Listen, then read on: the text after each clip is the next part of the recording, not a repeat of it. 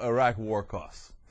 So you know that they did the independent estimate, $2.4 trillion is going to eventually cost us because of the veterans benefits and et cetera, and all the money that we borrowed to do the Iraq war in the first place. But as far as cold hard cash, we've already spent. If Bush gets this $196 billion that he's asking for, which he will almost certainly get, because are the Democrats going to stop it?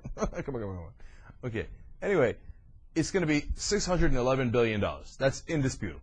$611 billion that we've spent on Iraq. Okay? And Boston Globe does this every once in a while. They break down what you could have bought with the $611 billion. And, you know, all those numbers are astounding and ridiculous. You know, you could have bought health care for every American for 72 years. You know, you could have, that's an exaggeration, but you see my point. You know, you could buy, I believe one of them was, you could buy free gas for everybody in the country for 18 months. Okay? That was one of them. Now, oh, we gotta go get the oil, we gotta go get we could have just bought the oil. We could have just bought it. And we could have given it to you all for free for the last 18 months with the money we spent in Iraq. No, we gotta sit on top, we're gonna have something. Why? Why just buy it? Just buy. Calm down. Buy it, right? Anyway, here's the one thing that I really took away from it. And this is amazing. And because this, forget all the cutesy numbers, this shows you what we have political will for and what we do not have political will for. Here's the number. For $54 billion a year, according to the World Bank, we could eliminate starvation and malnutrition globally by 2015, while $30 billion would provide a year of primary education for every child on Earth. So, according to those numbers, at $611 billion cost of the war could have fed and educated the world's poor for 7 years. Okay, now understand that. Because it's too big a concept to get your mind around just reading it. Okay, just you have to soak it in for a second. We could have cured poverty by 2015 and educated all the world's children for 7 years on top. Instead, we chose to start a disastrous war that's been wildly counterproductive in the middle of the Middle East against a country that didn't even attack us. My God, man, where are our priorities? And next time a politician tells you, oh, no, we don't have the money. We don't have the money. Oh, well, yeah, you know what? Educating the world's poor, that's a great idea, actually, because that would raise a whole bunch of people that are friendly to Americans, that are more educated. The more educated they are, the more likely they are to participate in the world economy, and it leads to all of us working together, etc. But we don't have the money. We don't have the money.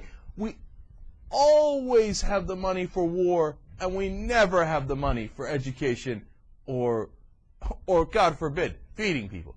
I mean, look what the World Bank is saying. We could have solved global starvation with not even all the money, not even half of the money we spent in Iraq already, let alone all the money we're going to spend going down the road. It boggles the mind what we could have done instead. Now, here's my question to you. You think the next president, Democrat or Republican, is going to change those priorities? You think somebody's going to come in and have the cojones to say, you know what?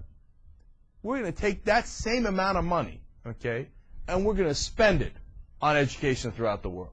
Look, I want to solve starvation, and when we were kids, that seemed like an impossible thought when I was growing up 20, 25 years ago.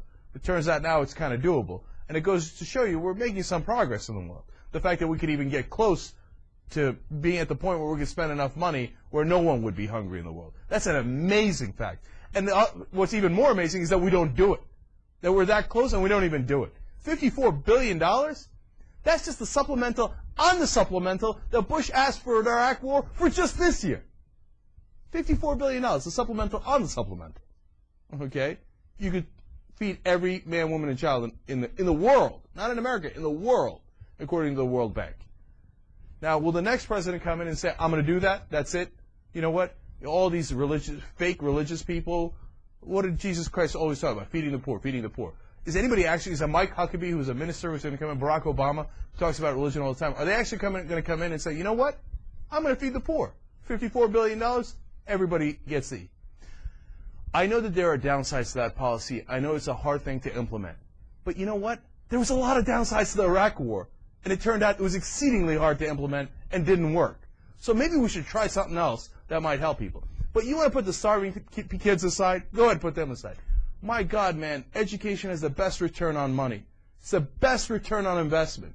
If we educated the world, we would liberate the whole world. You want to bring freedom to people?